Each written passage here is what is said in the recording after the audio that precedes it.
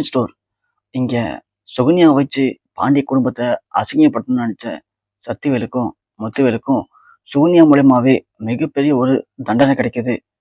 So என்ன நடக்குது அப்படின்னு பார்க்கறதுக்கு முன்னாடி இந்த கதை பிடிச்சிருந்துச்சு அப்படின்னா மறக்காம வீடியோவை ஃபுல்லாக கேட்டுட்டு நம்ம வீடியோவுக்கு ஒரு லைக் பண்ணி தெரியப்படுத்துங்க. அதோட நீங்க நம்ம சேனலுக்கு புதிய சப்ஸ்கிரைபராக இருந்தா மறக்காம நம்ம சேனலை சப்ஸ்கிரைப் பண்ணிக்கோங்க. அப்பதான் எனக்கும் இது மாதிரி இன்ட்ரெஸ்டிங்கான வீடியோ போடுறதுக்கு கொஞ்சம் ஆர்வமா இருக்கும். சரி வாங்க கதைக்குள்ள போலாம். இங்க பாண்டியனுக்கு உண்மை தெரிஞ்சதுக்கு அப்புறம் பாண்டியனால பொறுக்கவே முடியல. இந்த விஷயத்த கண்டிப்பா கேட்க விடக்கூடாது அப்படின்னு நேரா பாண்டியனும் பாண்டிய பசங்களும் கிளம்பி மில்லுக்கே போறாங்க. பார்த்தா அங்க பழனி இருக்காரு. பழனி பார்த்த பாண்டியன், பழனி கொஞ்சம் உள்ள போடா அப்படின்னு சொல்ல பழனி உள்ள போறாரு. சத்தியம் ஒண்ணு, டேய் என்னடா எங்க மில்லுக்கு வந்து எங்க தம்பியவே அதிகாரம் பண்ற, எதிரா அப்ப இங்க வந்தறீன்னு அப்படின்னு கேட்க, சி வாய மூடு, நீ எல்லாம் ஒரு மனுஷனா? ஒரு அண்ணன் தம்பிக்குள்ள இப்படி ஒரு கேவலமான புத்தி இருக்குமா? ஒரு தம்பியோட வாழ்க்கையை இப்படிலாம் அசிங்கப்படுத்துவியா? கல்யாணத்தை நிப்பாட்டத்துக்கு நீ என்னம்மா என்ன போய் சொல்லியிருக்க அப்படிங்கிறது எனக்கு இப்போ தெரிஞ்சு போச்சு. அதுவும் போய் போய் சொந்த தம்பியை எப்படி அசிங்கப்படுத்துறதுக்கு உங்களுக்குலாம் எப்படா மனசு வந்துச்சு? யோ, நான் உன் மேல கொஞ்சம் நம்பிக்கை வச்சிருந்தேன்யா, இவன் தான் மோசமானவன் அப்படின்ட்டு. ஆனா நீயும் கூட சேர்ந்து இந்த விஷயத்துல பண்ணிருக்க பத்தியா? அதை நினைக்கும் போது எனக்கு சி சொல்லவே வாய் கூசுது. ஒரு தம்பியோடைய வாழ்க்கை கெடுக்கிறதுக்கு அண்ணனுங்க இந்த அளவுக்கு ஒரு கேவலமான வேலையை பார்ப்பான்னு சொல்லி நான் சத்தியமா எதிர்பார்க்கல அப்படின்னு சொல்ல சத்தியவனே அப்படி தவறாரு. ஏண்டா இவ்வளவு தப்பி பண்ணிட்டு நீ என்னமோ நல்ல மாதிரி தவறியா அப்படின்னு சொல்லி இங்க பாண்டி அடிக்க போக சத்தியில் அடிக்க வர குமாரவண்ணே வர இங்க செந்தில் சரவணன் கதிரன்னு 4 பேர் வந்துடுறாங்க. உடனே இங்க பெரிய ரகலையாகுது. பழனி எல்லாத்தையும் காதை வாங்கிறாரு. உடனே காது வந்துட்டு போதும் நிப்பாட்டுங்க அப்படின்னு சொல்லிட்டு, நீங்களாம் அண்ணனுங்களாடா, சி உங்க கூட இருந்தனா எனக்கு உயிருக்கு ஆபத்தாயிடும் அப்படின்னு சொல்லிட்டு அங்கேருந்து கிளம்பிடுறாங்க. நேராக கிளம்புன பழனி வீட்டுக்கு போறாரு. வீட்டுக்கு போனதும் இங்க ஆத்தாட்ட போயிட்டு, ஆத்தா என் கல்யாணத்தை நிப்பாடுனது யார் தெரியுமா? எனக்கு வர வர வெறியாகுது அப்படின்னு சொல்லி அங்க இருக்கிற அந்த தட்டத்துக்கு அடிக்கிறாரு. உடனே ஆத்தா, டேய் பழனி என்னாச்சுடா உனக்கு அப்படின்னு சொல்ல இங்க சத்திவேலு முத்துவேலும் கிளம்பி நேரா வீட்டுக்கு வந்துடுறாங்க. இங்க பழனி உக்கரமா இருக்காரு. நான் இனிமே இந்த வீட்டுல ஒரு நிமிஷம் கூட இருக்க மாட்டேன், நான் இங்கேருந்து கிளம்புறேன் அப்படின்னு சொல்ல சுகன்யா உடனே, ஏங்க கொஞ்சம் கோவப்படாம இருங்க, எங்க போறோம் இப்போ அப்படின்னு கேட்க, இங்க பாரு எனக்கும் உனக்கும் எந்த ஒரு கட்டாயத்துல கல்யாணம் நடந்துருச்சு. நீ என் பேச்ச கேட்ப, என்ன உனக்கு பிடிக்கும் அப்படின்னா பேகத்தை எடுத்துட்டு என் கூட கிளம்பு, நாம எங்க அக்கா வீட்டுக்கு போலாம். இங்க இருந்தா என்னால தினம் தினம் குற்ற உணர்ச்சியில எனக்கு ரொம்ப கஷ்டமா இருக்கும் அப்படின்னு சொல்ல சோனியா போய் பேக் எடுக்கிறாங்க. இங்க ஒண்ணு சத்துவேல் வந்துடுறாரு. டேய் பழனி இருடா, அந்த பாண்டியன் தான் இதை சொன்னான்னு சொல்லிட்டு நீ என்ன இப்ப கோவப்படுற அப்படின்னு சொல்ல, ஓ பாண்டிய மச்சான் தப்பா சொல்றாரு, நீங்க சரியா சொல்லுவீங்களா? யோ சி கேட்கறதுக்கு காது கூசுதியா, நான் உன் தம்பி தானே. அப்படி இருக்கும்போது எப்படி அப்படி ஒரு கேள்வி வேலையை பார்த்தீங்க அப்படின்னு பழனி கேட்க, சத்திவேல் ஒண்ணு, டேய் அதெல்லாம் இல்லடா பழனி, நான் சொல்றது கேளுடா. அவன் உன்னை ஏதாவது ஒன்று பேசி உன்னை மயக்கி அவன் கடையில பொட்டணம் போடுறது தானே உன்னை கூப்பிட்டு போறான். நாங்க உன்னை ராஜா மாதிரி பார்த்துக்கோண்டா அப்படின்னு சொல்ல இங்க ஆத்தாவும், என்னாச்சுடா பழனி உண்மையை சொல்றா, என்னடா பண்ணானுங்க அவனுங்க அப்படின்னு சொல்ல பழனி ஒண்ணு நடந்த ஆத்தையும் சொல்றாரு.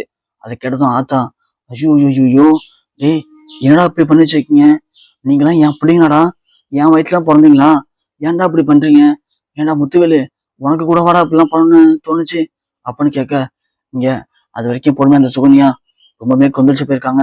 பழனி சுகன்யா அழைச்சிட்டு இங்க கிளம்பலான்னு முடிவு பண்ணும்போது இங்க சத்தியவேல் சொல்றாரு, டேய் நீ கிளம்புனா கிளம்பி போ, சுகன்யா நாங்க பார்த்து ஒன்று கிளம்பி வச்ச பொண்ணு, அப்படி இருக்கும்போது அவளை எங்க கூட்டு போற, அவளெல்லாம் கூட்டு போறதுக்கு நாங்க அனுமதிக்க மாட்டோம், சூன்யா விட்டுட்டு நீ வேணா இங்க வந்து போ அப்படின்னு சொல்ல பழனி ஒண்ணு, அப்படியா சரின்னு சொல்லவும் சூன்யா ஒண்ணு, இங்க பாருங்க நில்லுங்க, அதான் சொல்றாங்கல்ல நீ இப்படியே போயிட்டு இருக்கீங்க, இங்க பாருங்க நானும் நீங்க பேசுறீங்கன்னு தான் அமைதியா இருந்தேன், இனிமேல் நல்லா அமைதியா இருக்க முடியாது, தப்பு பண்ணது யாரா இருந்தாலும் தண்டனை அனுபவிச்சு ஆகணும். சரி என் புருஷனை இப்படி அசிங்கப்படுத்திருக்கீங்களே உங்களுக்குலாம் வெக்கமா இல்லையா அப்படின்னு சோனியா பேசுறது சத்தியவேல் அப்படியே ஷாக் ஆயிடுறாரு. ஏய் என்ன வாய் ரொம்ப நீளுது? ஓ வாய் ரொம்ப நீளுதா, எனக்கு வாய் மட்டும் இல்லைங்க கையும் கூட நீளும் அப்படின்னு சொல்ல சத்தியவேல் ஒண்ணு, அண்ணா என்ன எப்படி பேசுறா அப்படின்னு சொல்ல முத்தியல் ஒண்ணு, இதப்புறமா இதுக்கு உனக்கு சம்மந்தம் இல்லை, நீ கொஞ்சம் அமைதியாரு.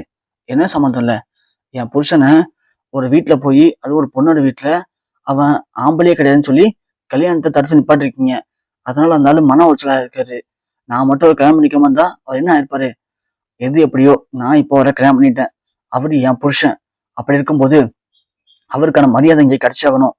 அவர் இப்ப சொல்ற மாதிரி நீங்க பண்ண தப்புக்கு அவர்கிட்ட ஒழுங்கா மன்னிப்பு கேளுங்க அப்படின்னு சொல்ல, ஓ மன்னிப்பா?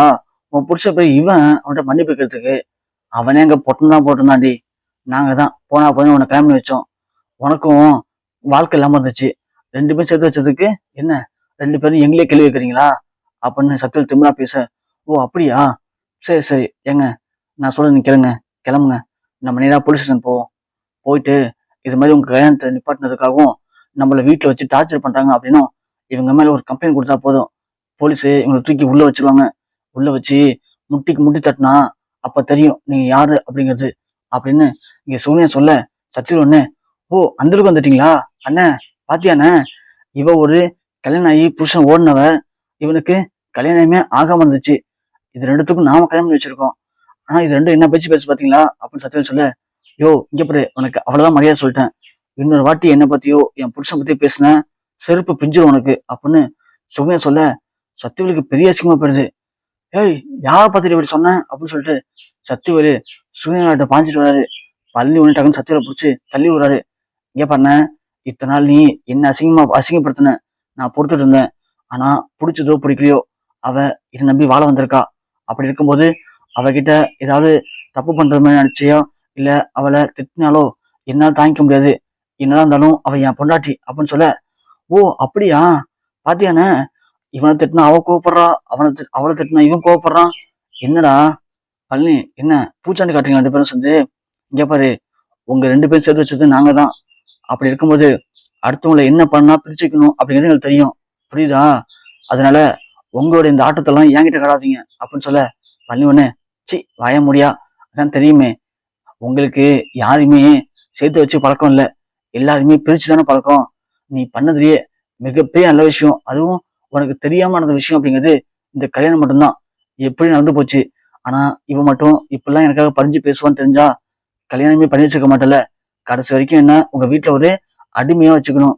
நீ சொல்றிய அடிக்கடி பாண்டிய மச்சான் அடிமையா வச்சிருக்காருன்னு. அவர் அடிமையா வச்சிருக்கலையா? அவரு அவருடைய மூத்த பிள்ளைமா தான் பாக்குறாரு. இந்த வீட்டுல என்ன அடிமையா வச்சுக்கிறது நீங்க தான் யா. இதுக்கு மேல இருக்க மாட்டேன் அப்படின்னு சொல்லிட்டு இங்க பழனி கிளம்புறாங்க. கிளம்புனதும் சத்தியல் சொல்றாரு, டேய் அப்படியே ஓடிடு, இன்னொரு தடவை இந்த பக்கம் திரும்பி பார்த்த உனக்கு அவ்வளவுதான் சொல்ல, வெளியே போன சூழ்நிலையாக நின்று, இங்க பாரியா, அதுதான் நானும் சொல்றேன், இங்க வீட்டோட வெளியே போறதுக்காக எல்லாமே முடிஞ்சு போச்சுன்னு அர்த்தம் இல்ல.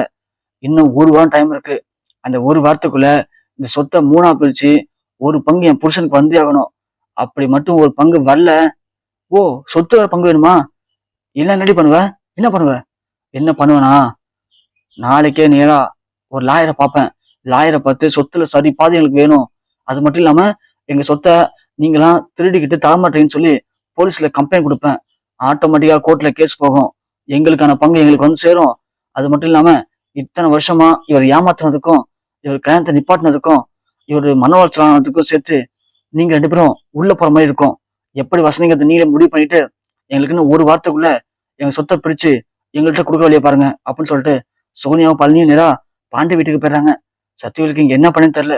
ஏன்னா அது இந்த சோனியாவை கல்யாணம் பண்ணி வச்சு இவளை நம்ம கட்டுப்பாட்டுல வச்சு பாண்டிய குடும்பத்தை அசிங்கப்பட்டான்னு நினைச்சா இவன் நம்மள அசிங்கப்படுத்திட்டு போறாளே அப்படின்னு அப்படியே மனசு உடைஞ்சு போய் நிற்கிறாரு சத்தியவேலு.